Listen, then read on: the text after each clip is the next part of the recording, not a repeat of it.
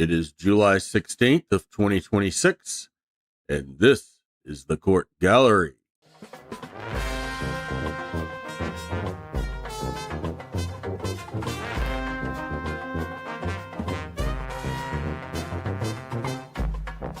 Judge Hesselink kicks things off with a landlord charged with felonious assault, whose defense involves kombucha, chickpeas, and groceries warming in her car.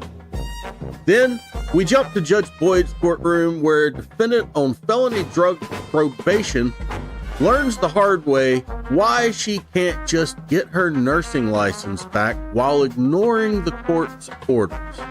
And we close out with Judge Stevens, who has a defendant with enough time served to walk away free today, but he'd rather risk a 10-year prison sentence to debate legal theory with the judge. Ladies and gentlemen, all that and more starts right now.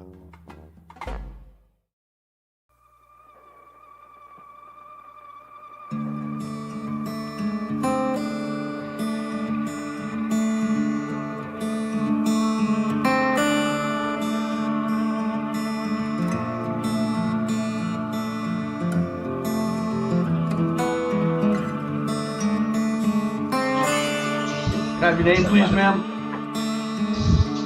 Sally Sanders. All right, thank you. We'll call your case next. This is the State of Michigan versus Sally Sanders, file 26-44721-FY. Ms. Sanders, my name is Judge Hesselink. With me today is Amanda Brucker from the prosecutor's office and Larry Brown as defense counsel. They're going to assist me. What I'm going to do is tell you what you're charged with, tell you what your rights are, and then we'll address the issue of bond. So listen carefully as I read the complaint to you. It says that on or about July 15th of 2026, in the city of Vanderbilt in Otsego County, that you did commit the offense of assault with a dangerous weapon, also known as felonious assault. It reads that you did make an assault upon Nolan McDowell with a dangerous weapon, that is a motor vehicle, but without intending to commit the crime of murder or to inflict great bodily harm less than the crime of murder. That's contrary to the Michigan compiled laws. That is a felony offense and has a maximum penalty of 4 years and or a $2,000 fine. And DNA is to be taken upon the charge for that. Do you understand the name of the offense to be assault with a dangerous weapon or felonious assault? Yes. You understand the maximum possible penalty to be 4 years and or a $2,000 felony? Yes. All right.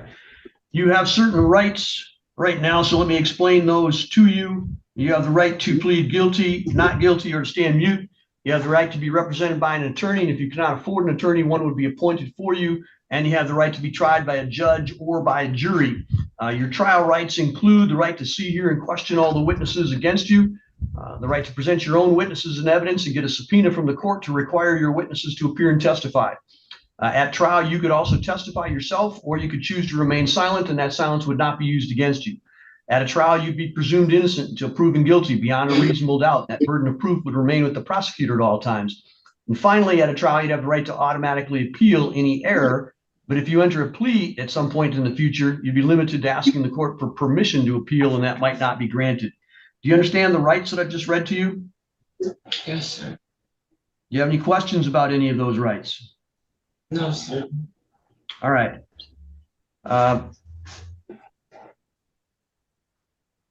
Mr. Brown asked her right to an attorney. Have you had a chance to speak with her yet? Yes, I have, Your Honor. She will qualify. It will likely be me, as I currently represent her on a 93-day assault case. All right. Ms. Sanders, until you've had a chance to fully speak with Mr. Brown about this case, I'm going to enter a not guilty plea on your behalf in order to protect your rights. Because you're charged with a felony offense, I'm also going to set 2 quick court dates. The first is called a probable cause conference. That's a hearing between the attorney and between the prosecutor and your attorney to see if they can resolve the matter quickly. That'll happen in the next 7 days. Within the next 21 days, we'll schedule a preliminary examination. And that's a short hearing in front of me as the district court judge, where the prosecutor has to bring in evidence to show a small amount of proof called probable cause that you've committed the crime that you've been charged with. That is not a determination of guilt or innocence. It's simply a check to see if there's sufficient evidence to proceed with the case. Do you have any questions about the two hearings that I just described? No, sir. All right.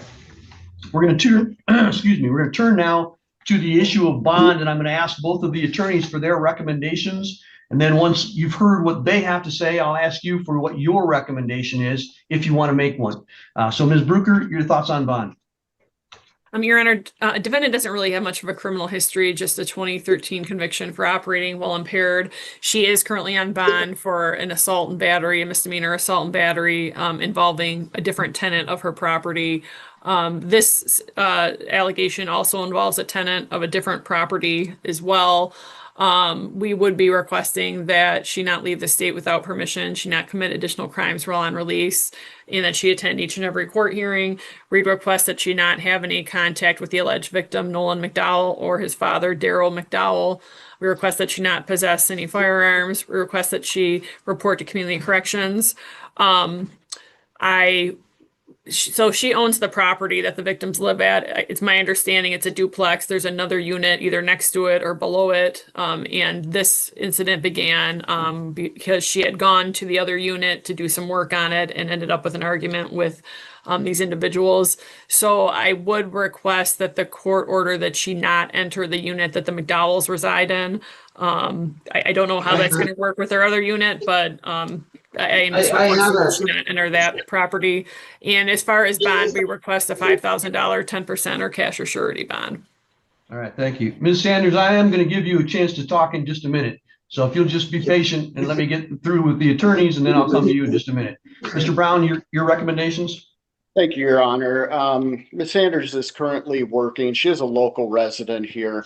I need to bring this to the court's attention as well. I'm not sure if Ms. Brucker knows this, but in speaking with her, and again, she was arraigned just a couple of weeks ago on that misdemeanor case, which I was unaware of, but I became made aware that she currently has some issues and some cases that are going on in Boyne County right now. She is represented by Jody Doak. I called Jody, spoke with her a little bit, and it appears that she is currently scheduled on the 21st for a competency examination. So I would ask the court to take all those things into consideration when setting a bond in this matter. I definitely do not want her to miss that competency examination. When was that scheduled for again, Mr. Brown? July 21st at 9 a.m. downstate. And that is according to Ms. Doak. All right, thank you. All right. Ms. Sanders, this is your opportunity to speak if you wish. Let me simply caution you, we are recording this, so anything that you say could be used against you in court later. So I don't want you to make any statements about the facts of this alleged offense. But if you have things that you want to tell me about where you live, your likelihood of appearing, your finances, that all of those things that go to a bond, I'd be happy to listen to that. So anything that you want to let me know? You know that the last tenant that you just saw me with, you evicted for $10,000. I'll never see. This one, another 10,000. I have no finances. The first groceries I got to buy are in my car, warming now because I was taken. I only drink kombucha and chickpeas, and I finally got my fix. I've been sick, very sick for 6 weeks with some intestinal parasitical thing or tick-borne thing that is practically killing me. And I have an overwhelming amount of things to accomplish. The county, because Daryl burned my shop down on Easter, I have no money coming in from that, only mess and expense. And in fact, the county, the township is got me within 30 days. You're gonna see me in court over nuisance on my yard. And unfortunately, I have to spend all my time working through the courts to these people that owe me tons of money in the time it takes to evict people. I've been treated very unfairly, and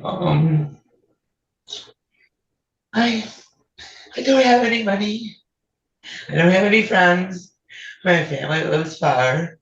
All I have is court, and I plan to make off of it. All right. Mr. Brown noted that you have an upcoming competency hearing on July 21st.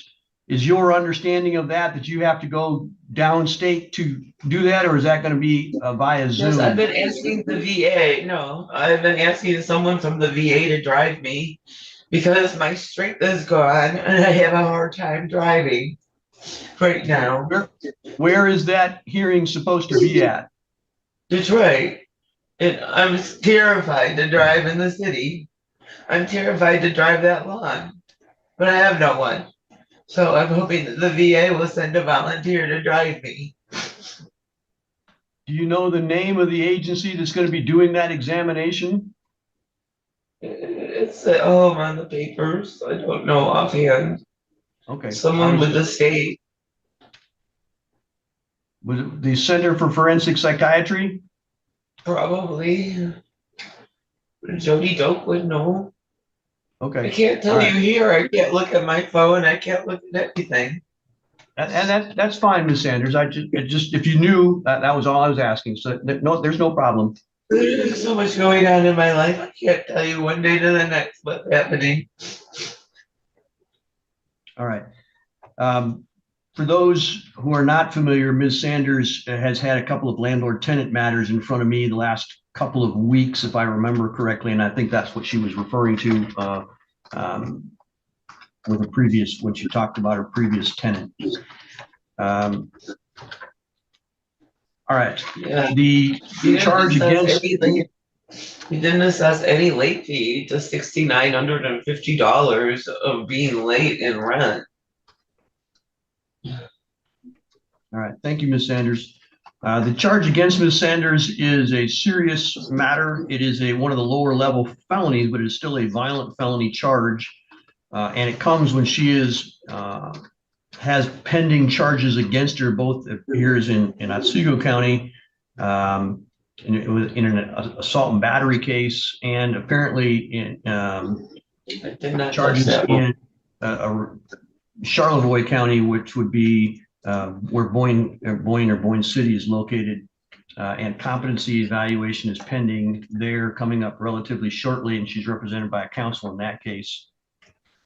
I'm going to set bond at $2,000 cash surety or 10%. That means, Ms. Sanders, that you'd have to post $200 to be released. In addition, there will be conditions on that release that you personally appear for any court date scheduled that is scheduled by the court, that must abide by any judgment of the court, may not leave the state of Michigan without the permission of the court, not commit any crime while on release, and immediately notify the court in writing of any change of address or telephone number. You may also not use alcohol or illegal controlled substances while on bond, and you must participate in a substance abuse testing or monitoring program through the Community Corrections, which is the agency that monitors people that are on felony bond for the court. In addition to that, you may not possess or purchase a firearm or other dangerous weapon. You may not have any, may not assault, harass, intimidate, beat, molest, wound, or threaten Nolan or Daryl McDowell. You may not have any contact, direct or indirect, with Nolan or Daryl McDowell, and that means not by person, not by third parties, not by telephone, not by computer, not by social media. No contact means no contact. May not be within 50 feet of Nolan or Daryl McDowell's residence or place of employment. If you're going to need to do something at the home that is attached to or in connection with the McDowell's residence, you may need to have somebody else go do that for you, so that you may not be in violation of your bond. And you must contact Community Corrections upon your release, and the Sheriff's Department will give you that telephone number to contact them upon your release. Ma'am, do you have any questions about the court's order? No, sir. Mr. Brown, any questions? No, Your Honor, thank you. Ms. Bruker, anything else? No, Your Honor. All right, that's all for today then. Thank you very much. Tyler Keith Tillery, 26G 306 839A. Hello, Judge. Murray Duncan, appearing on behalf of the defendant, Tyler Tillery. Good to see you, Mr. Duncan. You got your work cut out for you. Tyler Tillery. So I'm gonna tell you right now how I feel about this. I don't know why you're giving the probation officer, I don't mean a hard time, but it's constantly, I can't believe I have to do this. I can't do this. I don't have a problem. I no longer have an addiction. I shouldn't have to go test 3 times a week. I need to work. And you have just given yourself a jail sentence. I'm just telling you. You picked up 2 of these before you were 21 years old. And you're treating it like it was a littering charge. I don't get it. You're a nice kid. I like you. I can't take you into sobriety court. I'm not fighting this war anymore with people that just don't want to do the program. And I don't want you to do the program if you don't want to do the building. Well, I know, but you don't. You can tell me lip service is not going to do it for me. Have you had a chance to review the report? Yes. Any material additions, corrections, or deletions? No. Anything you would like to say on his behalf? Well, Judge, you know, I know Mr. Tillery is looking forward today. I see that. That's a good sign always. And when I look at it, you know, I'm gonna try to find some positives, Judge. He's a hard worker. I believe that. It doesn't look like He's working for Papolis. I know Papolis. They're good people. They're hard workers. It doesn't look like he's drinking. We don't have any positive drinking, so I mean, that's, to me, is an accomplishment. By the way, your name. McNally probation here. Go ahead. So he's not drinking, and I kind of underestimated him a little bit, Judge. You know, when I took the plea, we hooked him up with sobriety court. I probably should have been more hands-on with him. You're not taking responsibility. I'm not taking, I'm just saying I could have been a little more hands-on because when I talked to him, I'm not sure he's young and he's not comprehending. He thinks because he's not drinking now, obviously, you know, he doesn't tell me this, but from what Your Honor says he has said in the past, he thinks because he's not drinking now, he doesn't have a drinking problem anymore. But we've discussed that you don't get too offensive before you're 21. And what I tell everybody, what I've told Tyler, is when you get too quick drunk driving, there's 2 paths you can take. You can say, I'm not, you know, everyone's out to get me for me, and you fight the system, but there's nobody to fight, and it's just gonna be a never-ending battle. Or you can take responsibility and you can get your life in order, and by the time he's 30 years old, this will be a thing of the past, and he's moving on. But, you know, Judge, he does have positives, and he's not drinking. So I'm hoping you take the fact that he's not drinking into account, so, because that would have been the tipping point, big time, I think, if he continued to drink. His mom said he's doing well at home. And I don't know what's going on with him talking to the probation officer. I don't know what. When I was in court last time, we had a Zoom hearing. But did you read all these? I did. I mean, there's a lot of negatives here. Well, he just, because I asked him, why don't you go to AA on these times? And he said he was working. I said, well, he doesn't have a ride. All the stuff that I'm used to hearing, but he just doesn't, in his mind, he's not understanding the consequences of it. That's not your fault, and that's not our fault. It's not anybody's fault except his. But I think there's room for improvement. That's all. I'm just letting you know, I think there's room for improvement. So I'm hoping you take that into account and text accordingly. I would like you to tell me some of the things. You can highlight them. Tell me again. So Tyler's been on bond almost 2 months. It's been a pretty long bond phase. We've had a few conversations where I did double check with him. Do you want to do this together? Because it is fully voluntary, and I want to make sure that going forward, you know what you're in for. We have had quite a few issues on bond. He has attended 12 set meetings. The required amount, I believe it's really in 3 weeks. I'm sorry, repeat that. I believe what? He's only attended the required amount of 3 meetings per week for 3 weeks on bond. Every other week has been either 1, 0, or 2. We had a little bit of an issue getting, into treatment. And I'm not too sure that treatment is going to, go well, just from, the bit of pushback I received about the IOP schedule. Yeah, tell me that. Tell his lawyer that. I want his lawyer to hear all these things that we talked about in the team meeting. Go ahead. Yes. So, they're required to get into treatment immediately, being on bond conditions, and we had 2 separate appointments. Appointments are every other week.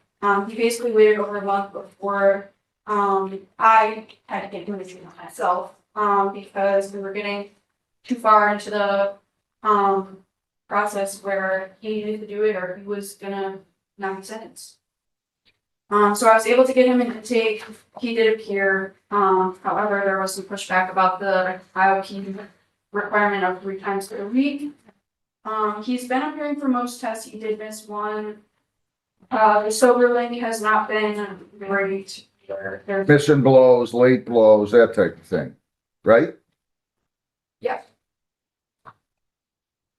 Anything else? Anything you'd like to say? For the blows, I was just really didn't get the understanding that would be like really early or a little bit late. And I started to get a better understanding. I got that conversation with that. And also, I'm really struggling. It's just finding a ride. I was required 3 times a week for the therapy.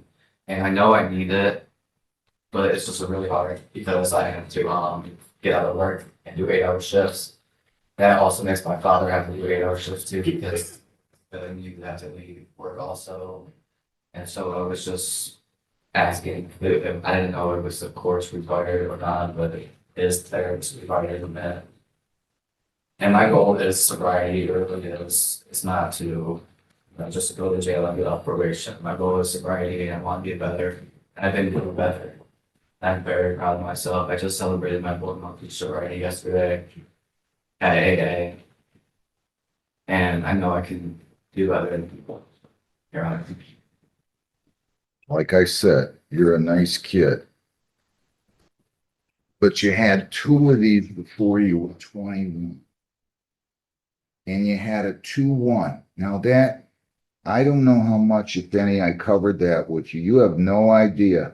When I see people that aren't legally able to drink with blood and breath results at that level, they are guaranteed to have a drinking problem. And I just don't sense that you're serious about this. 20 months probation, you could not leave the state without the consent of the court or violate any law or ordinance. If you change your address, your place of employment, or your home telephone number, you must notify probation immediately. You have to report as directed. No alcohol, no marijuana, no illegal drugs. You're not to purchase, possess, or consume any one of those. Kratom, poppy seeds, and CBD oils are prohibited. Consuming food or other items containing those substances will be deemed a violation. You're to submit to chemical testing, PBTs, and ETGs weekly for 4 months, then bi-weekly for the duration of probation. You're to be on a SoberLink device until October 15 of 26. You're to continue attending AA 3 times a week until you are in an intensive outpatient treatment program. I don't know where we lie with that, but you got to do an intensive outpatient treatment program with aftercare, victims impact panel. 10 days jail, credit 1, serve 9. 2 days I'll let you serve on the court work program, $35 a day charge for that for 70. 7 days jail forthwith. 300 fines, 250 costs, 75 victims' rights fee, $50 justice assessment. That's $675. Screening fee 60 for 735. Probation fees are $400 for 1135. Cost of recovery is $225, bringing your total to $1,360 plus the court work program fees of $70. Your total is $1,430. Heather, I want you to double check. I didn't take any action on the immobilization. Do you own that car that you were driving? Yes. We better take care of that now, Heather. Will you double check that? I no longer. Where is it? It's in my mother's name. You can't, you put it in your mother's name? Well, I'm planning on selling it, but because my ex was. You can't put it in that's a criminal act itself. You cannot transfer a vehicle to avoid immobilization. I don't think we did it. I don't even think he was thinking about, yeah, that was my violation.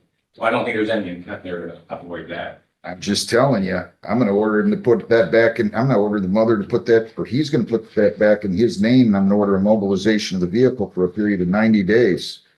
That's what I'm doing. So I'm telling you, somehow, some way, that vehicle has to be immobilized within 7 days, within 90. Mobilization order. Check out that anyway, Heather.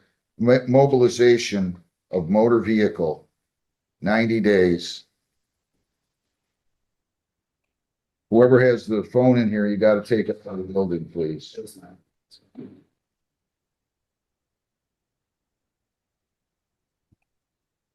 You can't do that. You can't transfer a vehicle. Will you check on that, Heather? Does he have all this money to make, to pay? No, you got $500. Paying 500 today. Judge, I think, I agree with you, it doesn't stop the, the mobilization, I agree with that, but, I mean, that's. You can't transfer mobilize, I agree, You because it's can't, a family. you can't transfer the vehicle to a family. Well, I think you can, Judge, but it doesn't avoid the car from being. No, you cannot. Go look it up. You You can look it up online. You cannot transfer a vehicle to a family member. You can. But the car, he wasn't under. I'm not listening. I'm not gonna charge that guy. I'm not calling the prosecutor. So, I'm just thinking out loud, is that, okay, that's fine, Judge. I mean, I'm just telling you, you cannot do that by law. In the family though, so it can be in else. Right. $50 weekly beginning on. I'll let you start this on August 14th, okay? If you ever need more time, you call the court. You can pay 500 today. Heather? Go ahead. You tell me if you've seen that yet. The mobilization, Yes.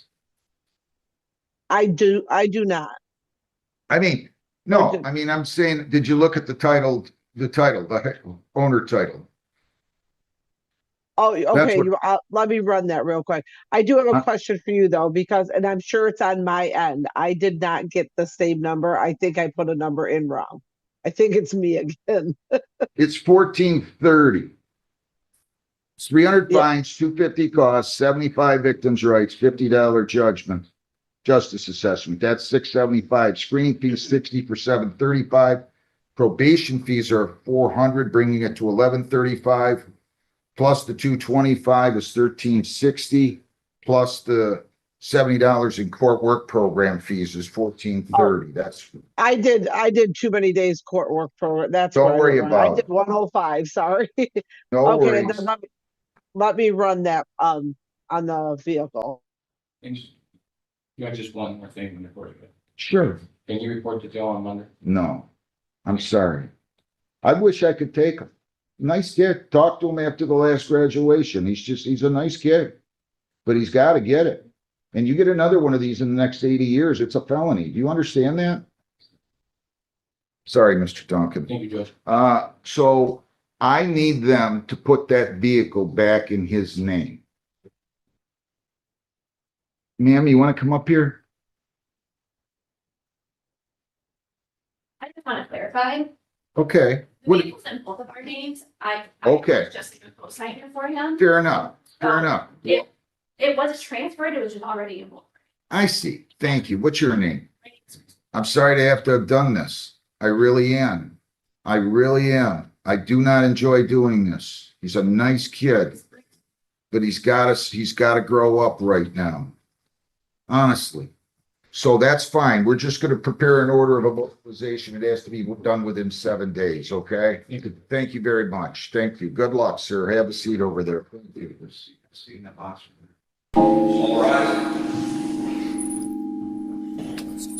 Thank you very much. Everyone, please have a seat. This is file number 259953FH, People of the State of Michigan versus Curtis Dietrich. Mr. Dietrich is here this morning, along with his attorney, Mr. Patrick Allen. The people are here and represented by their elected prosecutor, Mr. Scott Kerner. Agent Hobson is present from the Michigan Department of Corrections. Mr. Dietrich pled guilty to probation violations back on July 10th of the year 2026. We're here today to effectuate a sentencing as a result of those probation violations. Mr. Allen, Agent Hobson prepared a probation violation recommendation report distributed to the parties in the court. And did you get a chance to look at that? We have. Is there anything in it that needs to be addressed, supplemented, corrected, deleted, amended? We have no additions, deletions, or corrections. And thank you. Mr. Kerner, have you had a chance to review the probation violation recommendation report? I have. Any changes you'd like to see made to the body of that report? Into the body. What's our credit through today, Agent Hobson? Our credit is 207 days. 207 days. Do you agree with that, Mr. Allen? You. Mr. Kerner? Yes, Your Honor. Thank you. Mr. Dietrich, would you raise your right hand with me? Do you promise that you will tell the truth, the whole truth, nothing but the truth? So help you God. Yes, Your Honor. Thank you. You may put your hand down. Mr. Dietrich, did you get a chance to review the probation violation recommendation report? Yes, Your Honor. Did your attorney, Mr. Allen, did he make himself available to you to answer any questions you might have or address any concerns you may have about the contents of that report? Yes, Your Honor. As you read through the report, Mr. Dietrich, do you find everything in it truthful and accurate? Yes, Your Honor. Thank you. Allocution, Mr. Allen. Thank you. I'd like to thank his mom and his brother and his girlfriend for being here and support. As I've told the court often, a lot of my clients don't have anybody behind them. He does. And I think that kind of makes this somewhat a little bit more tragic in its way. I've known Mr. Dietrich for some time. And he struggled a lot and still is. Obviously, as evidenced by the report. You know, the analogy I use often in these cases is, you know, he's got a hole in the boat, addiction. Probably some shadows of mental health I would reckon as well too. And for the last, I don't know, decade probably, he's been bailing instead of trying to fix the hole. Not uncommon, not uncommon. And sometimes family gets in the boat and helps them bail, and typically we know physics, the boat ends up sinking faster. And I know he wants to live life in recovery. Like I say, I've come to know him a lot over these years. I like him. He strikes me as good people that just as flawed as we all have our flaws. And I know he can do better. And certainly his past record, I mean, you know, you speak through your actions, and obviously his actions belie that statement of mine. And he understands that as well too. And I think he wants to be better. This is not the person he wants to be. I know that for a fact. I understand the recommendation. You know, we've tried all kinds of things, but in the end, if you don't fix the hole in the boat or try to do that, meaning trying to give it all up and live life in recovery, it's going to be a tough road for him. He knows this. He's OD'd half a dozen times in his past. He's got a lot to live for. He's got kids. He's got family. Sometimes we relapse once, sometimes, you know, 20, 30 times. I don't think that's going to stop Mr. Dietrich from keep trying. Is all that fair to say? Thank you, Mr. Allen. Mr. Kerner. Thank you, Your Honor. I don't feel there's anything else we could do for Mr. Dietrich except incarceration. Thank you. Mr. Dietrich, is there anything you'd like to say before the court imposes a sentence? No, Your Honor, my lawyer pretty much said it all. Yeah, he did. I think his allocution was directed more to you than to me, I think. And he's not wrong. According to the report that you said was true, you left inpatient treatment, 2 separate inpatient treatment facilities within 2 weeks. The second one, you weren't even there for less than a week. You just walked out and said you didn't want substance abuse treatment. Agent Hobson comes over to talk to you at the county jail, and you said you didn't want any more treatment. Going through a few days of detox was enough. Newsflash, it's not. It just isn't. We tried drug court. We tried inpatient treatment, outpatient treatment. We tried everything with you, Mr. Dietrich, and you do not want to stop using. What that means to you is that you have 2 doors only that you can go into, and one is death, and the other is the Michigan Department of Corrections. That's what you set up for yourself. Death, Michigan Department of Corrections, those are your two doors. That's what you have. That's it. You've left yourself no other choice. No other choice. It seems to me that with somebody with those choices would do something to change that and create a third door of recovery. And you don't want that. I guess that's up to you, but it's the Michigan Department of Corrections or death. That's it. And of course, the 9 probation violations you've racked up in this case, it doesn't amount to a prison term because you're only hurting yourself. But if I see you again in the courtroom, Mr. Dietrich, and the facts and the law supports it, I'll send you to the Michigan Department of Corrections and just let you sit there. That's just, that's what you left us with. Do you understand? Does that make any sense to you? Yeah, I know. I'm certainly not just trying to give you a hard time. I just want you to think, 2 doors, death, prison. That's what you got. I agree with Mr. Hobson. I agree with the prosecutor that we have nothing left for you except for incarceration. So the balance of your probation will be spent in the county jail. You'll spend 365 days in the county jail, credit for 270. You'll be discharged from probation unsuccessfully to the extent that you owe fines and costs. We'll use our civil remedies to collect. And I hope you spend the remaining balance of your sentence thinking about the 2 doors and what you can do to create a third door. I agree with your attorney. You're not a bad kid. I just don't know how to get you out of wanting to use. I just don't know how to do it. You have some appellate rights. Mr. Schmidt is on his way with those rights. Please in this form acknowledging that you received the same. If you'd like court-appointed counsel to assist you in the appeal, you've got 42 days from today's date to make that request. Good luck, Mr. Dietrich, and thank you, everyone else. We are in recess. Now calling 23S 429-897A and B. These are the state of Michigan versus Sharita Agee. Can I have appearances, please? Good afternoon, Your Honor. Assistant Public Defender Nicole Van Blarkum with and on behalf of Ms. Sharita Agee. At this time, Your Honor, I believe we do need a formal reading, and then we would stand mute to the charges and reserve our bond argument. Right.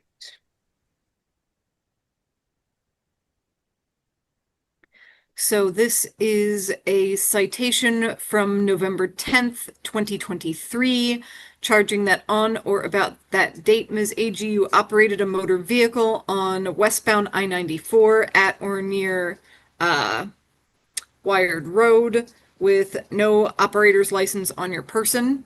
That is a misdemeanor with a maximum potential penalty of up to 90 days in jail, a $100 fine plus court costs, or both. Do you understand all that? Yes. Okay, thank you. As that was the A ticket. So for the matter ending in 897B, this is part of the same citation, so the same date, time, and location. You were also cited for speeding 16 to 20 miles per hour over the speed limit. So that is a civil infraction. There's no criminal penalty associated with that, no jail time, no probation. There is, however, a fine and points associated with it. Okay. Although I would think that the points would likely have already been applied. So, okay, in regards to the misdemeanor, you understand that you have the right to remain silent. Anything that you say out loud or in writing can be used against you in court. You have the right to be presumed innocent beyond a reasonable doubt. You have the right to a trial by judge or by jury. You have the right to be represented by an attorney during all stages of these court proceedings, that is before, during, and after trial. You are not required to disclose citizenship status to the court. You do have the right to consult with an attorney to see if this case would have any effect on your citizenship status. If that part doesn't apply to you, don't worry about it. Any questions about your rights? No. Okay. Then, Attorney Van Blarkum, did you want to address bond? Yes, thank you, Your Honor. At this time, we are requesting a personal recognizance bond in this matter. Ms. Agee never received the paperwork for the court. There was an incorrect address that had been written down. We were able to remedy that today, so she was unaware of the charges and the court dates. She is currently working full-time as a night manager at McDonald's, and she already had to miss work yesterday. She is worried about missing work today. That would cause her to lose her job. She was actually on her way to work when she was arrested. And she is supposed to work this evening. All right, thank you. So I will note, Ms. AG, your license is showing as suspended. It looks like there's a no proof of insurance citation out of Romulus that's got you suspended. Okay. That was for that infraction at the time? For that. No, but just so that you're aware, when it comes to your next court date, that your license is showing as suspended. So How would I get that corrected? How would I get my license unsuspended? you'd have to talk to Romulus. That's the 34th District Court. Okay. Okay. It also looks like you have a handful of bench warrants, including one out of the actually a couple out of the 34th District Court. I wasn't notified of these. I really wouldn't know about them. Okay. So it looks like there are 4 warrants out of the 34th District Court, that's Romulus. 1 out of the 35th District Court, that's Canton Township. Okay. 1 out of the 37th District Court, that's Warren. And 1 out of the 16th District. I'm showing that as the MSP Metro South Post. Okay. Now we have to go to all these different courts. You'd want to talk to the different courts. Yes. Yeah. The 16th District Court is Livonia, I think. I believe. No, I'm pretty sure it's either Livonia or maybe like Novi.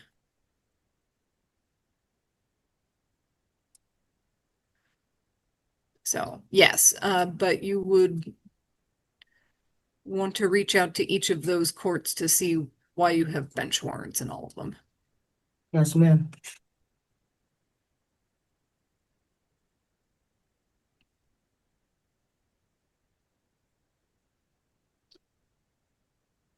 Yeah, the 16th District Court is Livonia.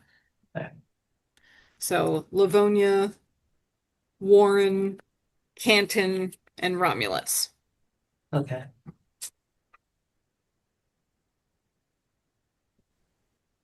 Of August. Yeah.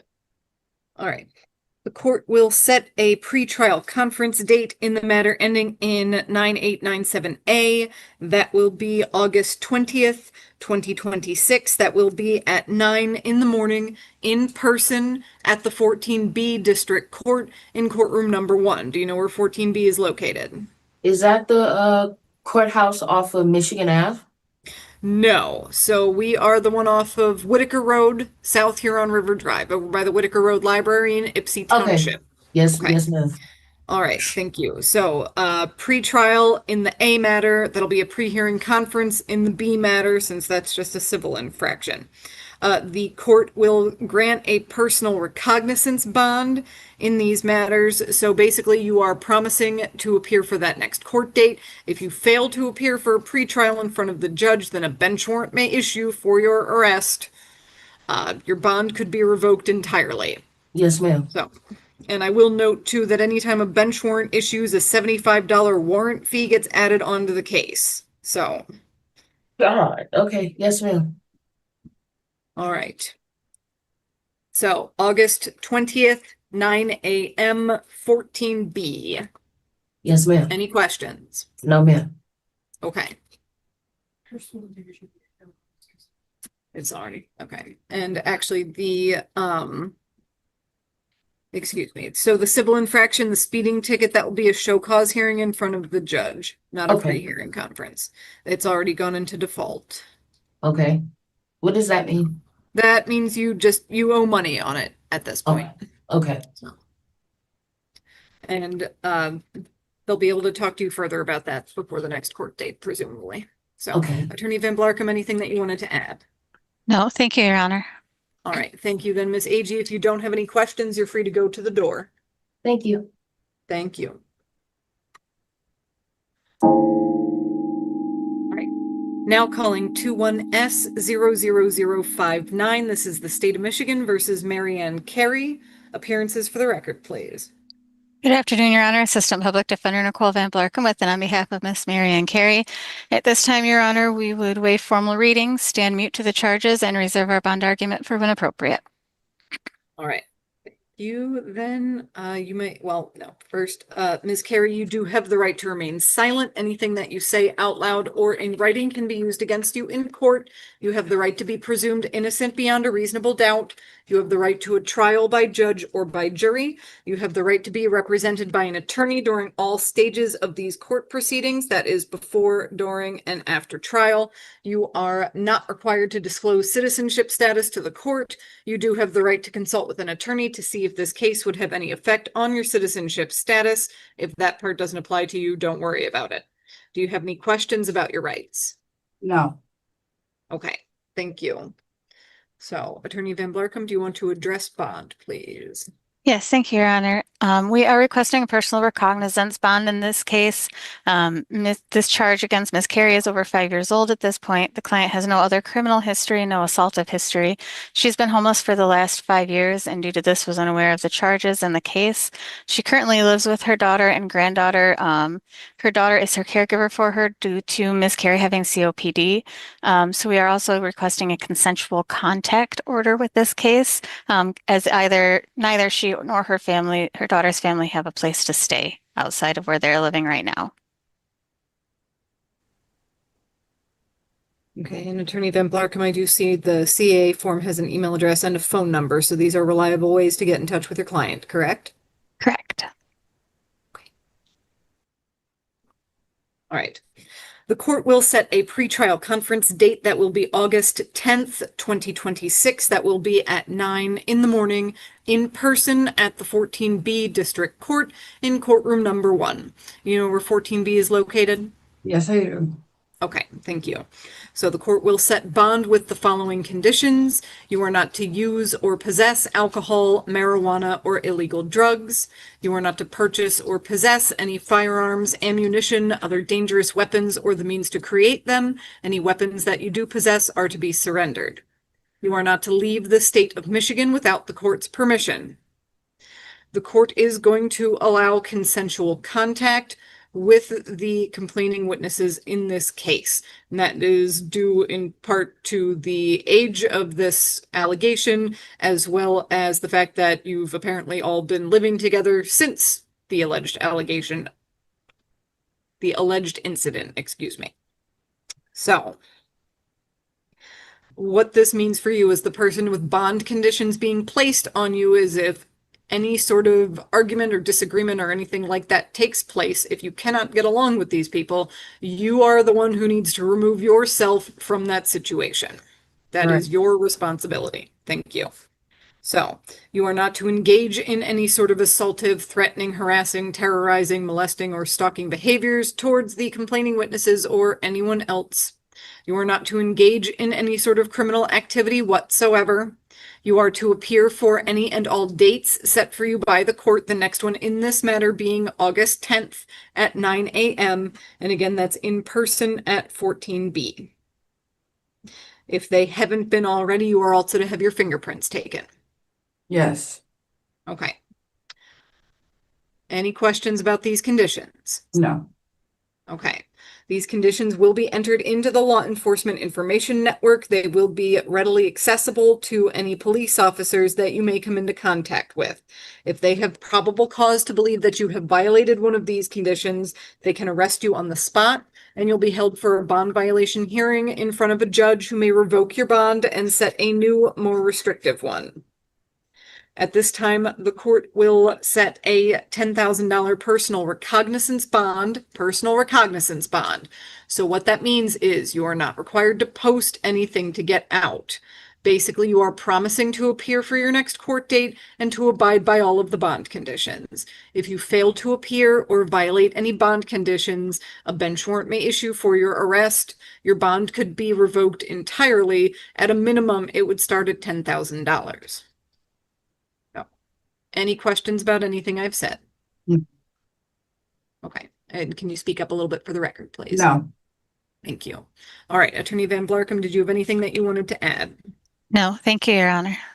All right, thank you. Then, Ms. Carey, if you don't have any questions about anything I've said, you are free to go to the door and tell the jail that you're finished. Okay. Thank you, Judge.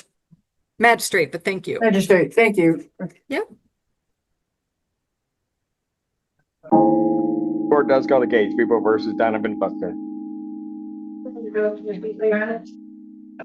Assistant Public Defender Zach Vinue with and on behalf of Buckner, who approaches. Good morning, Your Honor. My name is Donovan Buckner.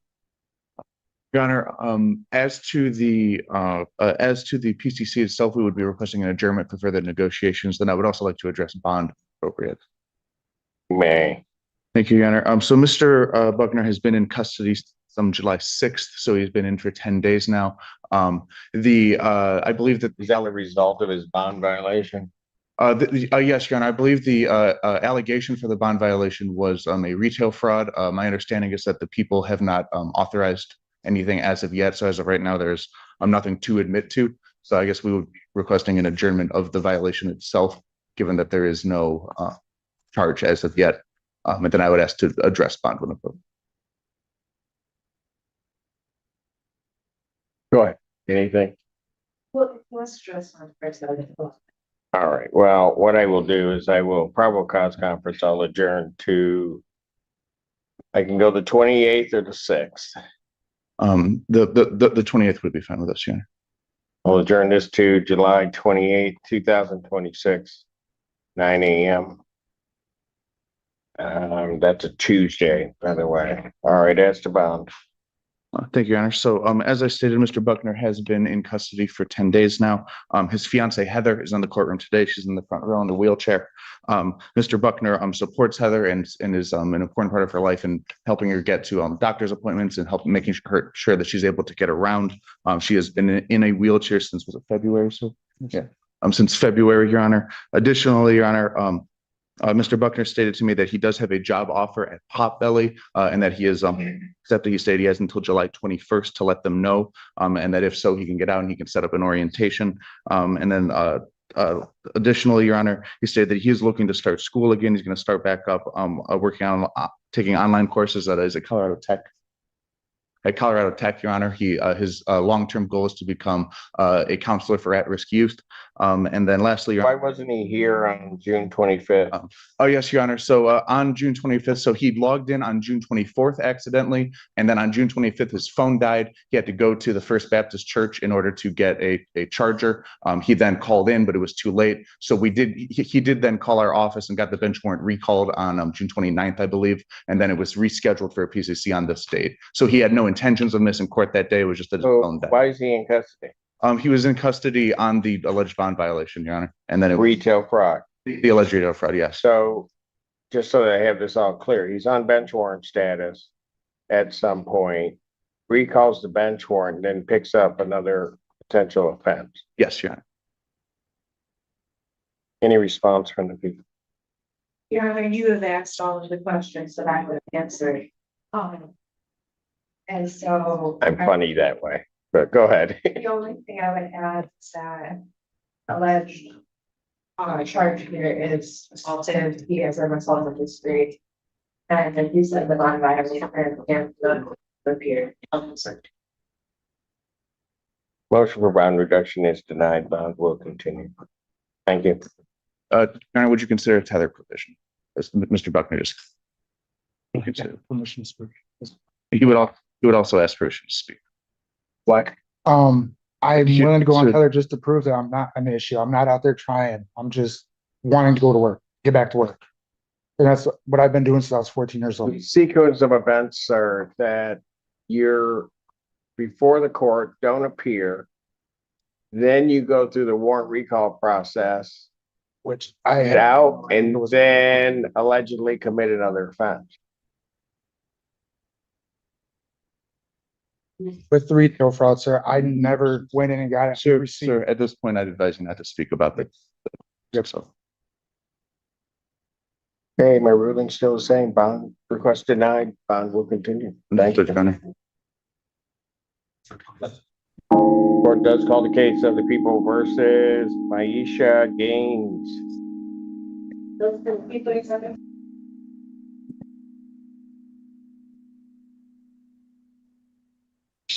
Courtney, Senior Assistant Public Defender. Jane's coming from lockup. I don't think so. Oh, she is, yes.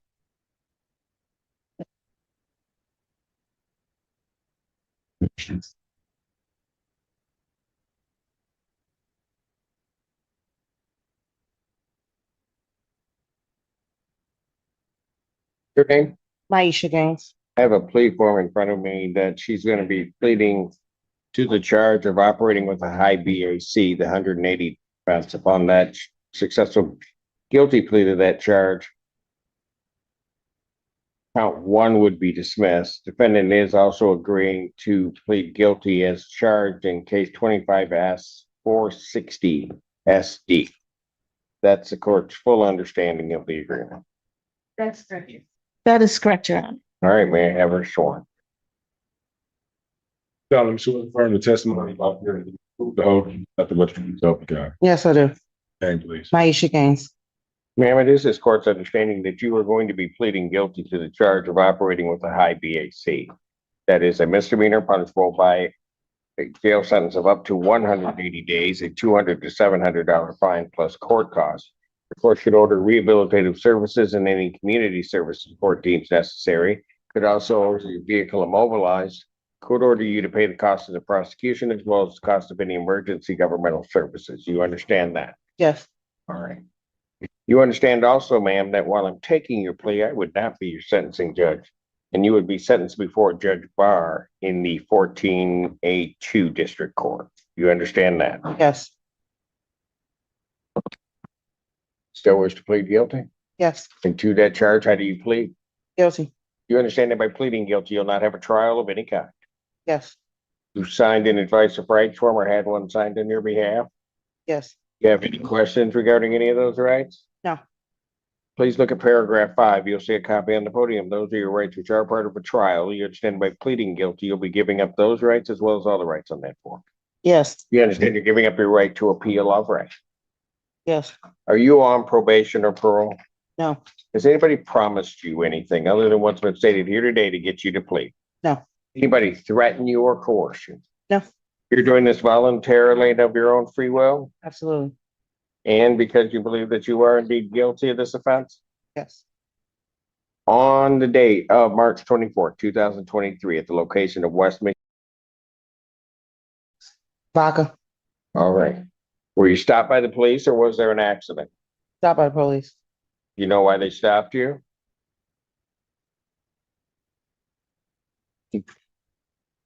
No. Yes. Pardon? Yes. Why'd they stop you?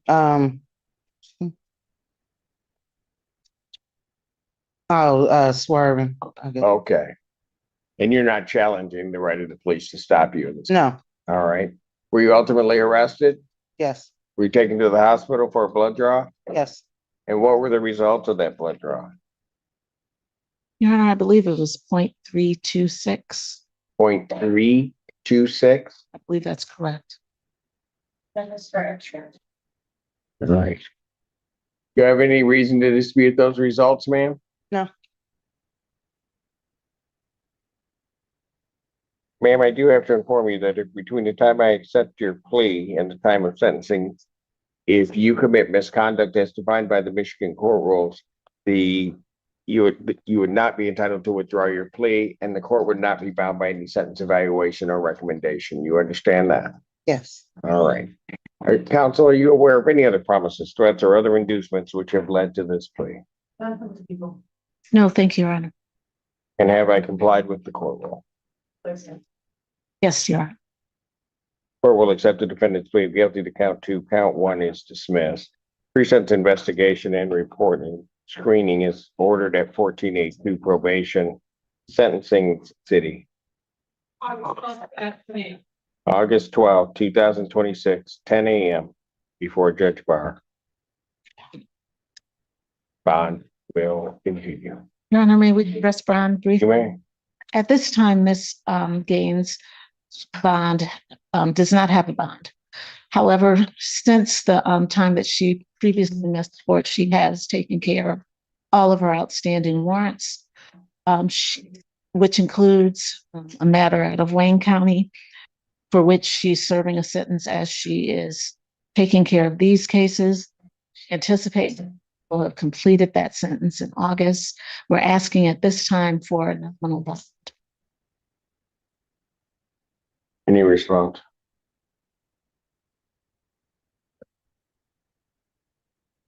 Or if you were encouraged to let states the issue based on the history of Tether, I am you are sense or figure by being out of extreme interest. That is the only one I receive. At this point, given the rather high blood alcohol content involved in this case, I know it was a while back, but given that and given the nature of the charge, I'm going to deny your request to change your bond. I'll leave that up to the court after it gets an assessment. All right. All right. Thank you. Court calls case People versus Rashawn Ellis. I did not know. I didn't know. Good morning, Your Honor. Hey. Public Defender Nazi Carey, I can really, on behalf of Mr. Rashawn Ellis, who is approaching. Okay.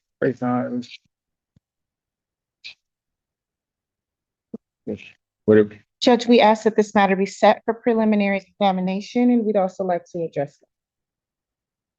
Doubt. Correct, Your Honor. Okay, I can solve that. All right. Discovery is complete then? For knowledge, yes. People have their witnesses available the 28th?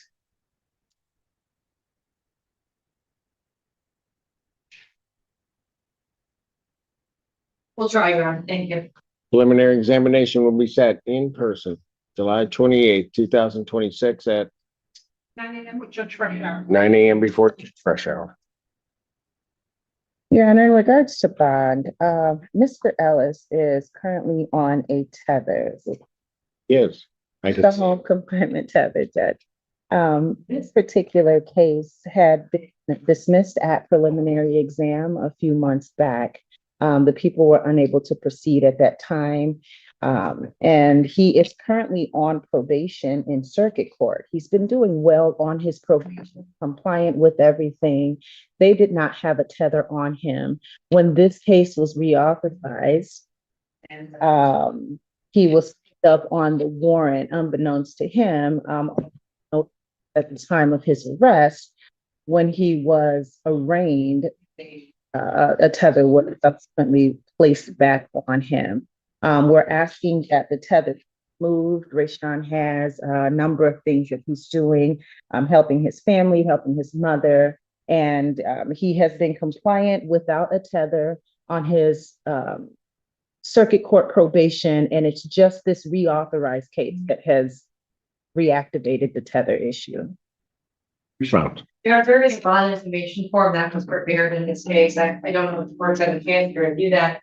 I will, for the record, highlight that we requested cash surety bond plus the GPS tether home confinement because the defendant is on felony probation, was found in possession of an assault style rifle pistol with a 40-round magazine, 20 live 5.56 rounds of ammunition. The police report also contained Instagram selfies where the defendant was posing with this assault rifle, flashing gang signs and a ski mask. And Judge, as bad as it sounds, I completely understand. I think that the issue is that whatever the tether is doing, he was doing just fine without it. After this case was dismissed. Well, I guess I'm unclear timing wise. So does this case, the allegations in this case arise while he's on probation? I believe so, Your Honor. That was the original probation. He has been violated for his probation in the circuit court matter. He is back compliant. Right, but when as of, what was it, March 15th, 2026, was he on probation? Yes. Okay, so the allegations in this case regarding the weapons occurred while he was on probation. That is correct, Your Honor. Okay. Anything else? I just want to reiterate that this case was originally brought. It was sent to preliminary examination. Right, I get that, but the case can come back. You can, absolutely. Coming back. And the one fact that hasn't changed is that the allegations in this case occurred while he was on probation. Okay. Motion for bond modification. Bond will continue with the Tether and this is. Thank you. Court calls the case People versus Larzell, Washington.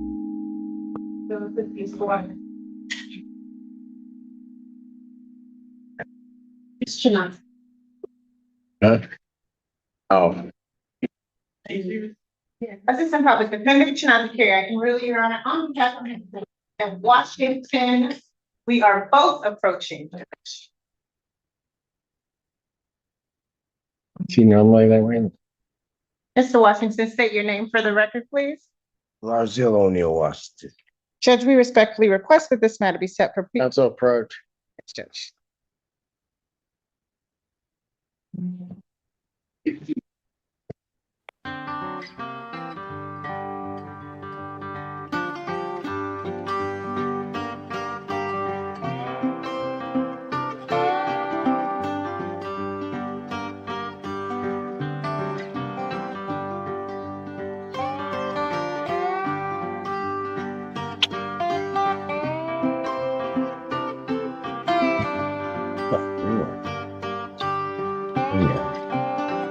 Okay.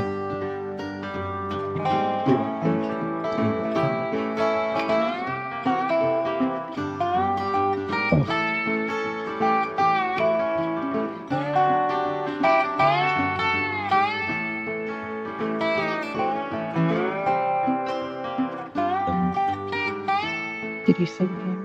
Larzell O'Neill, Washington. All right. What are we doing? Sir, you had anything to drink today?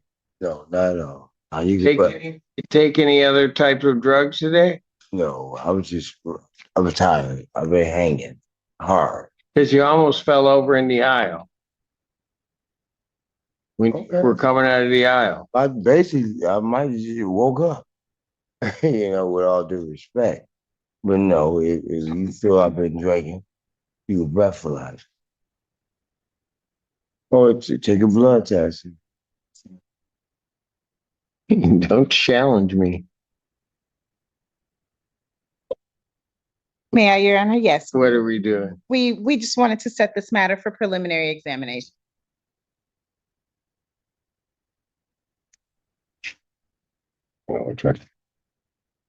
Discovery is complete. To our knowledge, yes, Your Honor. You will have their witnesses available the 28th.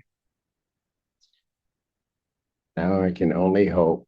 Preliminary examination will be set July 28th, 2026 at 12 noon with you. Okay. July 28th, 2026, 12 noon before me. Thank you, Judge. Okay. Bond will continue.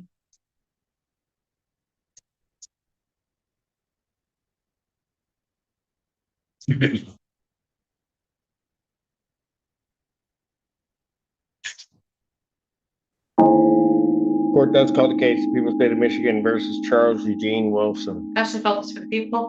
Stephanie Cannon on behalf of Mr. Wilson, who should be appearing by Zoom, Your Honor. Mr. Wilson, can you state your name, please? Charles Eugene Wilson, Your Honor. Your Honor, two things. We are asking for an adjournment, and then I would like to address bond. We are asking for some additional discovery, which I did email the prosecutor's office for today. There's a couple other things, but we're just asking for a couple of weeks, Your Honor. All right, I will adjourn it to August 13th, 2026, 9 a.m. Thank you. And Your Honor, as to bond, my client is on Tether and he's on home confinement. Your Honor, I'm asking that my client be released from the home confinement portion, and placed simply on a curfew tether.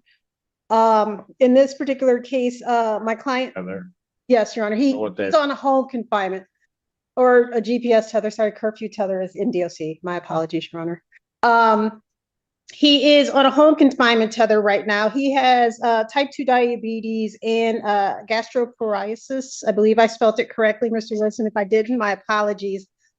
He's a single father of 3, and he's working 2 jobs. And the problem is by being on home confinement, and he is a single father, he takes care of his kids who are 15 and 4. He does have another child in college. He is unable to he can't work right now and pay his bills because we have him on the court has him on home confinement. Also, his medical appointments, he's struggling with keeping up with those, Your Honor. So it's not that I'm asking for tether to come off. I'm just asking that it could be not be home confinement. Response from the people. Yes, Your Honor. And of course, we'd have no objection to him being allowed to go to medical appointments as long as those are confirmed by community corrections and he's allowed to go to those. That would not be any objection from the people. However, in this case, the people did ask for a $50,000 surety bond, and he was given a personal recognizance bond with that home confinement tether, I believe. I think the court should know that this is a case involving delivery or manufacture of several different drugs. Lawnet did 4 controlled buys, and then they had a raid. They recovered a gun in the house, but we weren't able to determine if it was his or his live-in girlfriend. She is claiming ownership. The note that I have from APA Ragland is that he had a large amount of drugs in the home. I will let the court know as soon as I have it here. I apologize for not having this ready, Your Honor. No, it's okay. It appears has covered evidence. We have recovered seized evidence, ammunition, crack cocaine, one bag of crack cocaine with less than a gram, another bag with 28.8 grams. Try to see if there's anything else.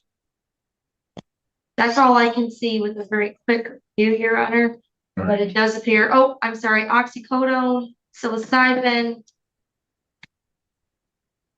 rainbow colored pills, came back testing that for that. Another bag of cocaine, more pills, fentanyl.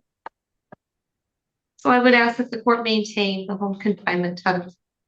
And Your Honor, in just reviewing this, whether or not he is a threat to society and whether or not he'll come back to court, I do believe a GPS tether would keep track of him perfectly fine.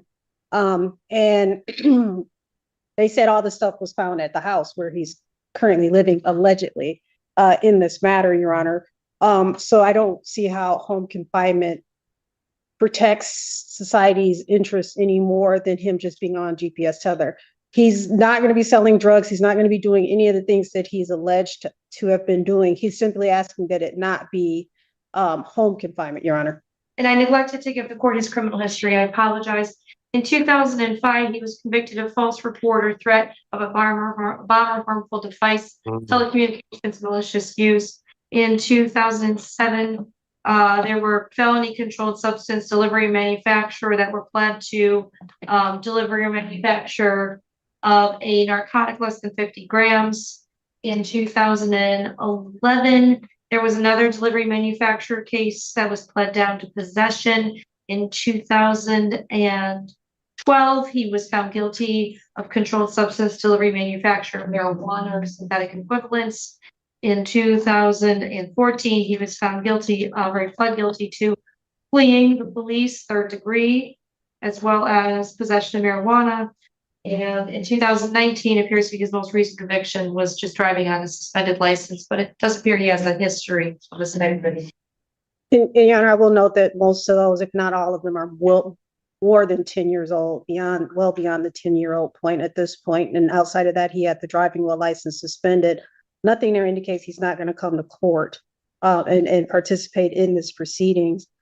And again, Your Honor, as far as they're not assaultive in nature, so as far as him being a threat to society, and again, we're not asking you to come off a tether. I will point out that none of his other alleged co-defendants in this matter have the same home confinement restriction that he does, Your Honor. Was so- it their house? I'm sorry, say it again, Your Honor. Their house, the narcotics allegedly were found at? Your Honor, these alleged narcotics, again, my client is currently saying, not me. So as far as that goes, we're all with question, but go ahead. with the presumption of innocent until proven guilty. That is the nature of our court system, Your Honor. So we're just asking that he be allowed to come off of home confinement. Okay. All right, no, I'll wait till, Your Honor. I'll wait till you're done. I'm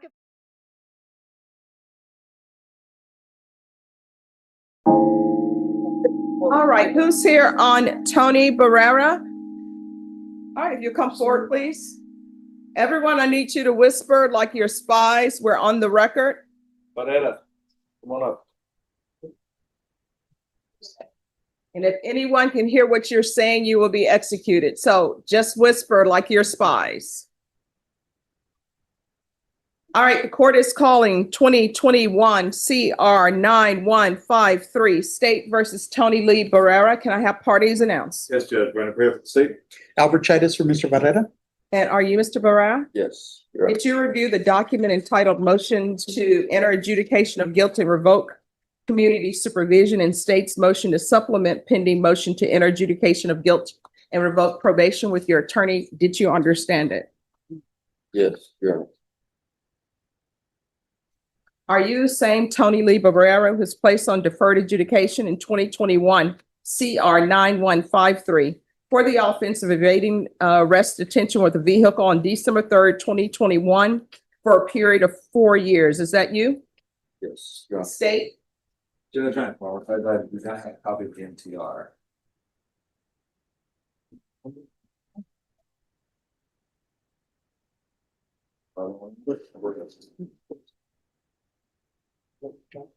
Yes.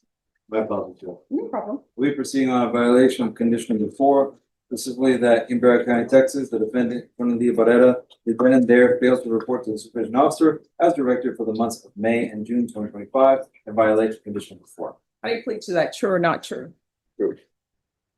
The state will waive the remaining allegations. Any objections to the waivers? No objection, Judge. Did you understand by pleading true to violation of condition number 4, the court could find it true, grant the motion, find you guilty, sentence you up to 10 years in the prison and up to $10,000 fine? Yes, Your Honor. You need to speak up. Yes, Your Honor. Knowing that, do you still wish to plead true to violation of condition number 4? Yes, Your Honor. Court will find violation of condition number 4 true.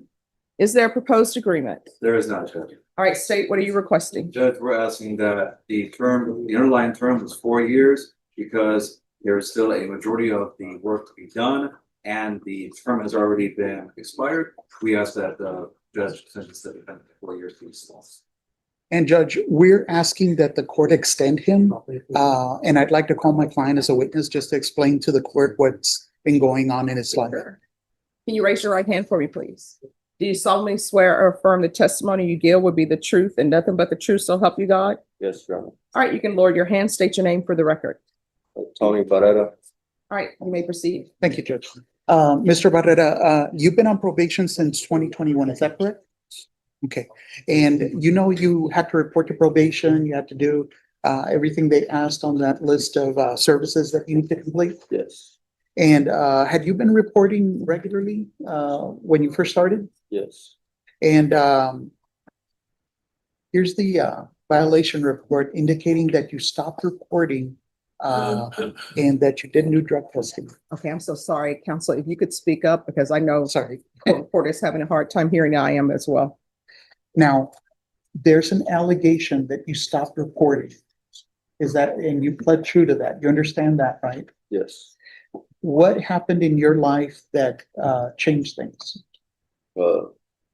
my brother was murdered, and a few months later, my grandma got sick and he passed away too. And what did that do to you? Why did you stop reporting? It messed me up. Like, I don't know, I just got depressed. Now, if the judge were to consider keeping you on probation, do you have a place to stay? Yes, Do you have any family support? yes. Who's there for you? My dad and my mom. Do you have any chance of employment? Yes. Where, doing what? Construction, laying pipe with my dad. Okay. And before this arrest for this offense, had you been arrested before? No. And you're on deferred adjudication probation. You understand what that is? Yes. And you understand that if the judge revokes you and sentences you, that you'll be a convicted felon? Yes. And for that reason, are you asking the court to give you another chance? Yes. Okay, thank you. No further questions, Judge. Any questions? Two questions, Jeff. First of all, simple answer your loss, my condolences. When did your grandma? I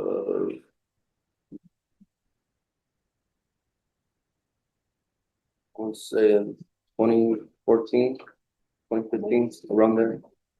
2015? 2014, 2024, 2025, around there. Okay, and do you remember like what month? No. Okay. Was it summer, was it spring, winter?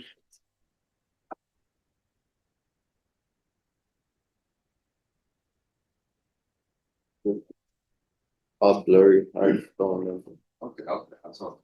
So after your grandma passed, when did you try and get back in contact with probation? You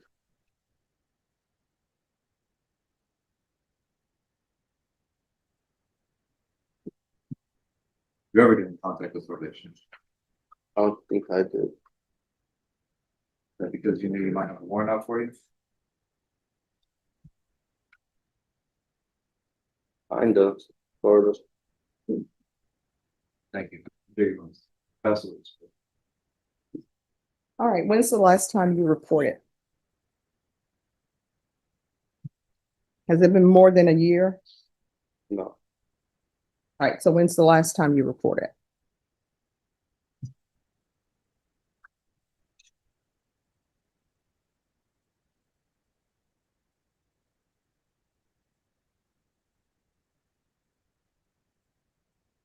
I would say like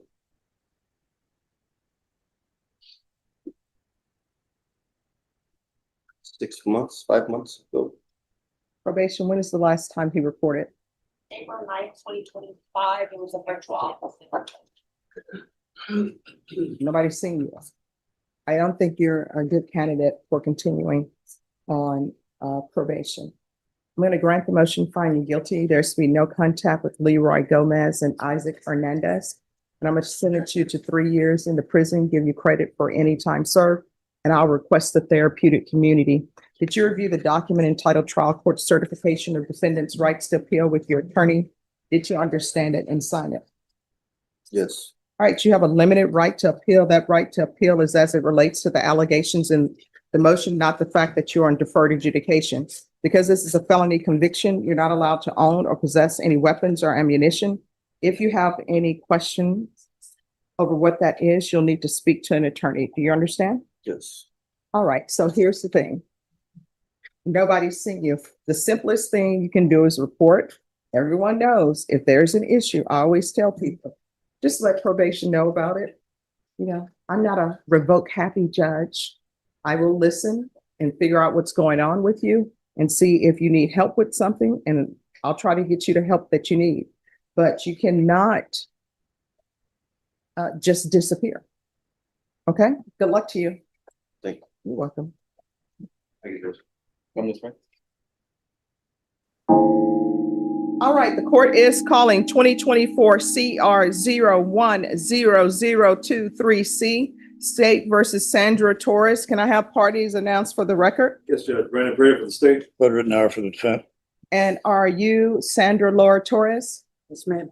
All right, did you review the document entitled Motion to Enter Adjudication of Guilt and Revoke Community Supervision with your attorney? Did you understand it?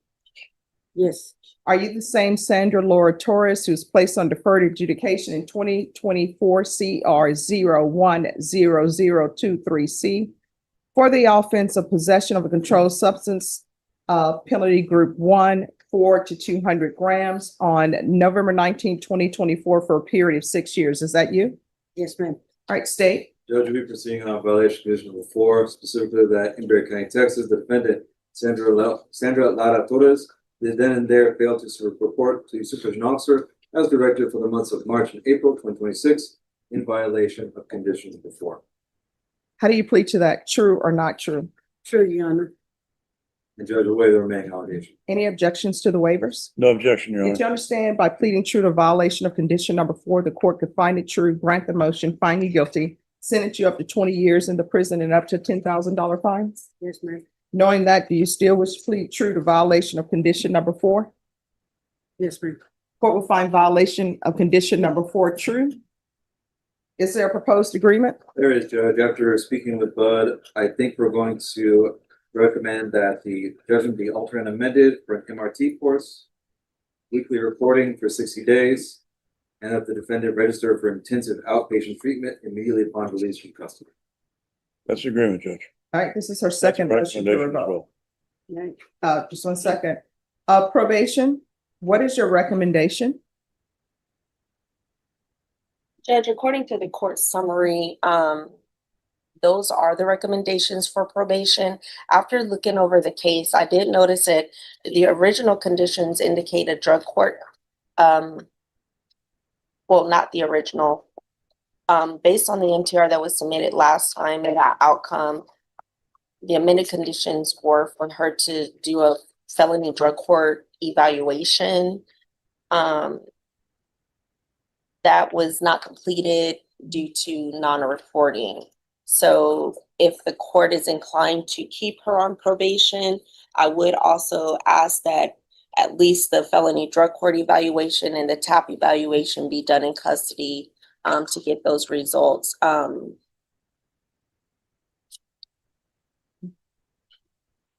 right, I don't understand why I should keep you on probation.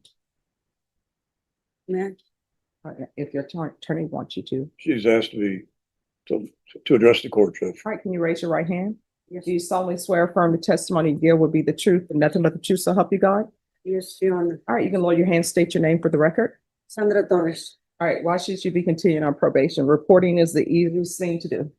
Yes, Your Honor.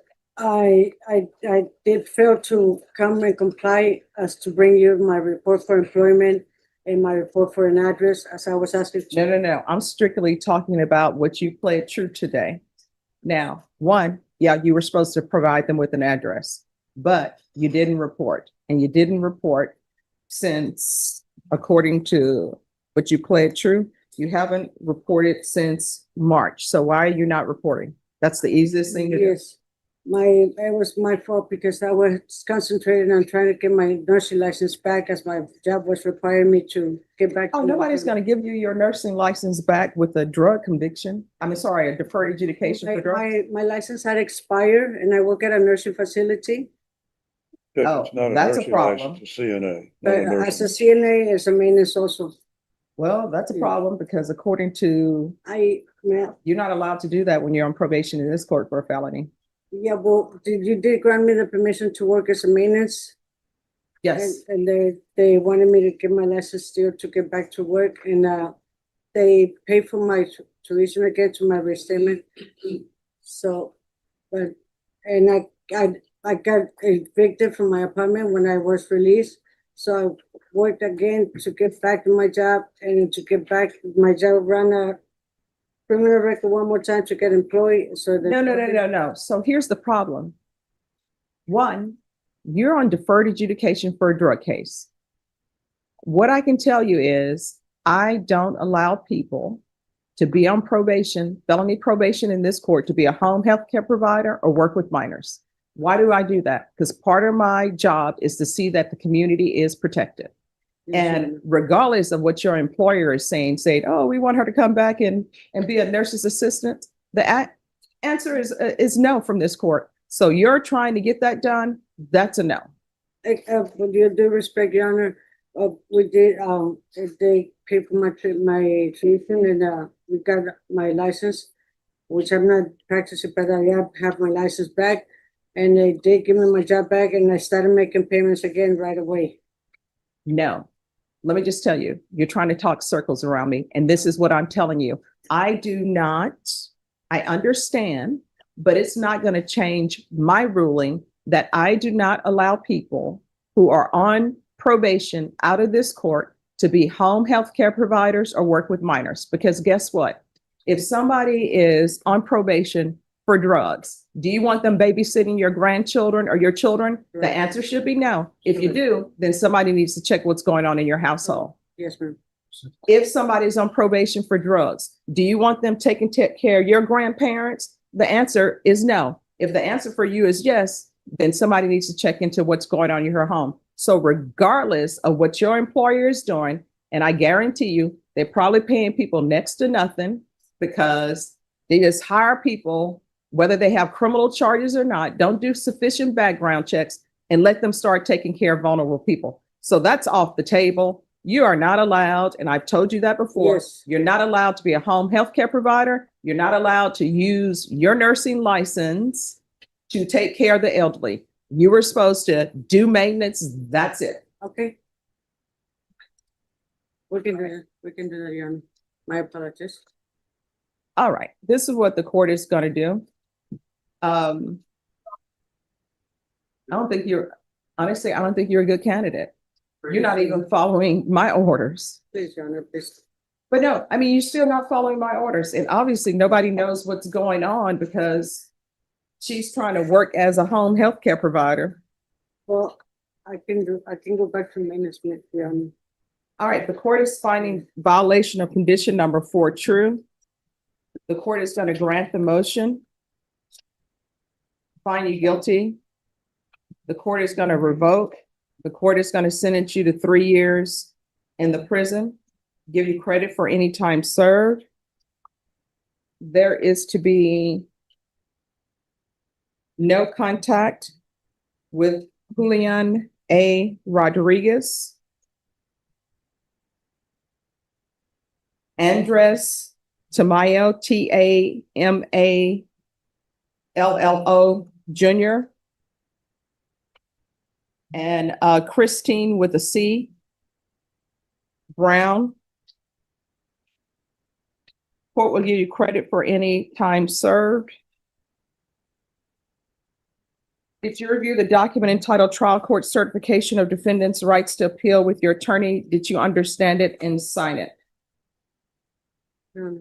All right. You have a limited right to appeal. That right to appeal is as it relates to the allegations in the motion, not the fact that you were on deferred adjudication. Because this is a felony conviction, you're not allowed to own or possess any weapons or ammunition. If you have a question over what that is, you'll need to speak with an attorney. And the court will request the therapeutic community, and counsel, I'll retain jurisdiction. Thank you, Judge. All right, thank you. You're welcome. That's fine. Yeah, it's not on here. What's the defendant's name again? I'll add it yesterday. So Jonathan Cruz. Jonathan Cruz. Thank you. How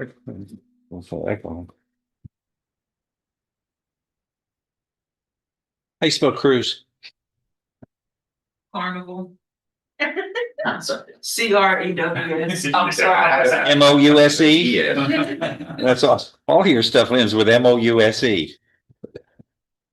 CREWS. Is it CRUZ or is it CRE? EWS. Okay. Yeah. It's kind of a. It's not bad. All right. You mean like ship cruise? Cruise on a ship? Like what? CREWS. Yes, WE. the crew members. No, it's not WES. It's EWE. No. It's not the way. CREW is how you spell. Oh, wow. I have.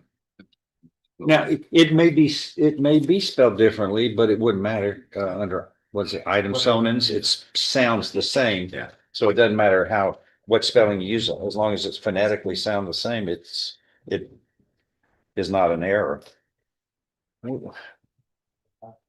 I don't think so. Isn't it too? Oh, I don't think so. Okay, here's, we have clause number 24 CR 565, the state of Texas versus Jonathan Cruz. Yes, sir. And your attorney is Mr. LeBlanc, and the state's attorney is here. You're charged with this state jail felony. June 16th. And it is included with the indictment or allegations of 2 prior convictions in unlawful delivery of a controlled substance in 2005 and attempted assault, family violence in 2012. Those are state jail felonies. If you were convicted of this state jail felony and these 2 state jail felony prior convictions in paragraphs 2 and 3 were proven true, you were looking at a state jail felony punished as though it were a 3rd-degree felony. Correct, everybody? That's correct. So you're looking at no less than 2 nor more than 10 years confinement in prison and a fine up to $10,000 can be assessed. Do you understand all of that? Yes. Yes, sir. All right. Everybody has some time to think. Where are we headed? Judge, we came here yesterday, we had a plea. Or she's offered state jail time, so she's got enough time to come this case. I think I was advising that. For a state jail. Yes, That's what, he could still go to but trial. it could be Yes, Judge. punished up to 10 years in prison if he doesn't take the deal. Correct. That's correct, Judge. And What's he gonna here do? he's offered a time served. She's offered a lesser included the first count for state jail. How much time does he have credited? 800 something. Maybe 842 days now. What's 2 years worth? What's 2 years? And Judge, I've only, I had this year's month first. And so, but we're ready for trial. It's just that. How many days does he have? I'm triple checking that.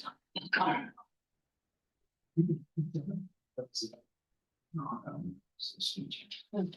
the end of the day, it's his free will. It's his choice, you know. He gets to decide what direction it goes in. I mean, we're just go with it's his life. 842 days. So if he has credit for time served, if it's a state jail, we can release him from the county jail today. It's got over 100 days more. So what are we doing? We're gonna go to trial? No, Judge, well, yes, I guess so, but we had Plea set up and he wanted to talk to the court because he's done his own research and he thinks that he should be sued civilly before criminal because it's a theft of. That's not a debate you and I are gonna have. Just not a debate you and I are gonna have. I am presiding over a criminal charge that has been handed up by the grand jury.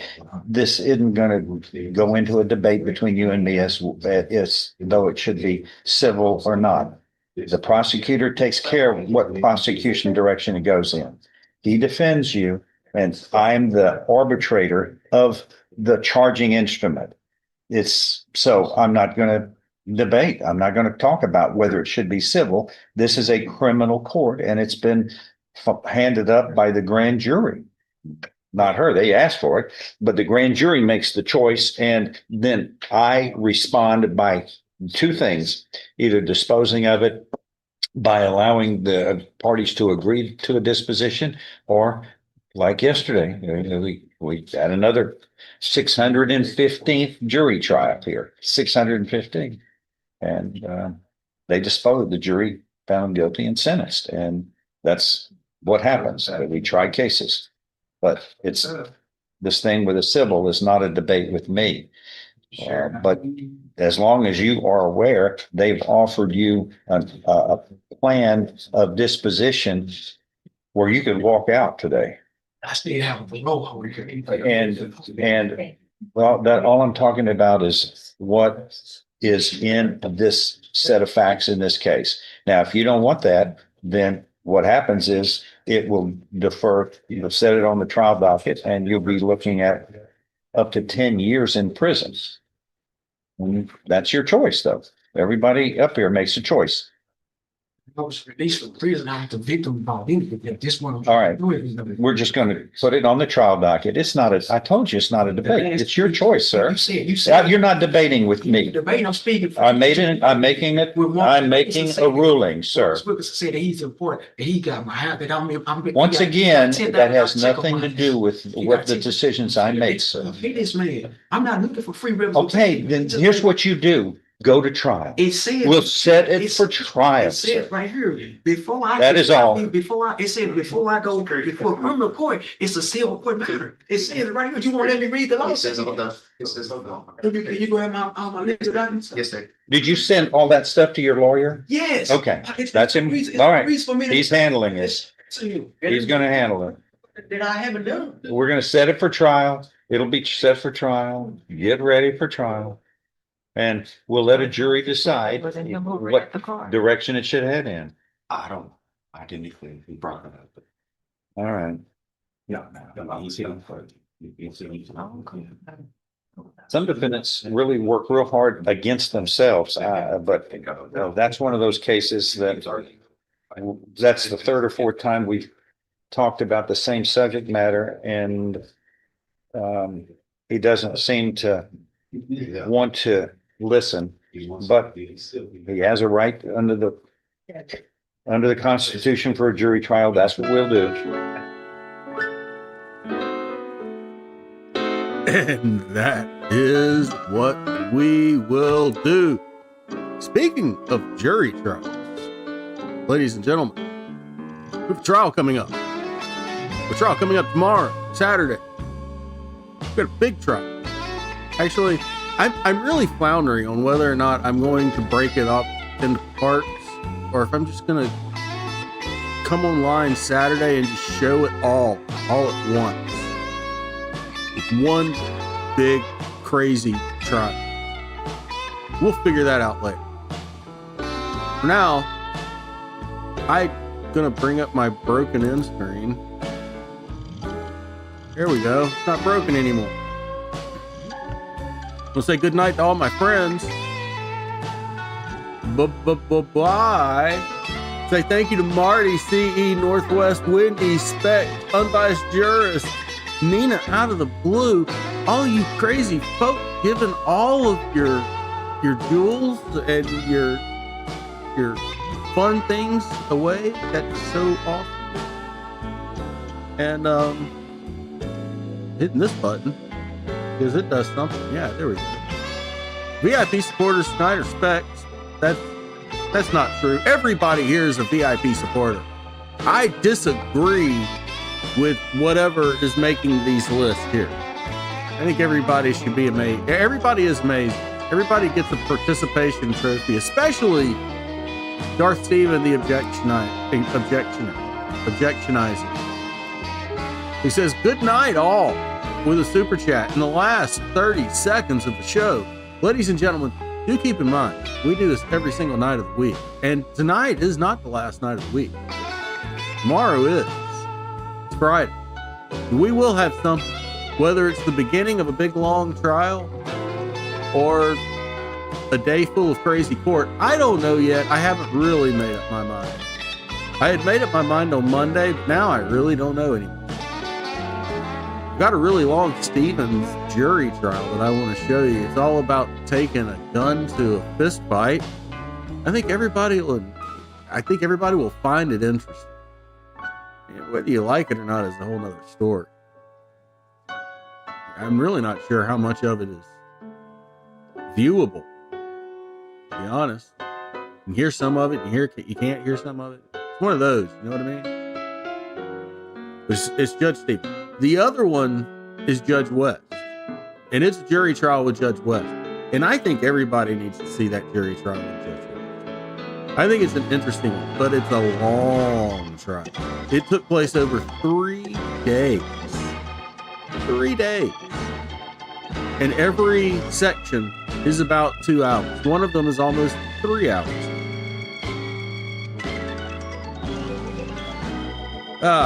Thank you, Barry. I do appreciate that. We'll see what goes on. We'll see what happens tomorrow in court. If the court's not that interesting tomorrow, we may just say, hey, We're just going to start the Judge West, the big long Judge West. If not, we'll make Saturday out of Judge West, and we'll have Judge West holidays. We'll see. Ladies and gentlemen, I'm your lone wolf, and I want to thank you very much for hanging out with me and making chat an amazing place. You are the best chat on the YouTubes, and I will be back with you same wolf time, same wolf chat. But for now, I am out.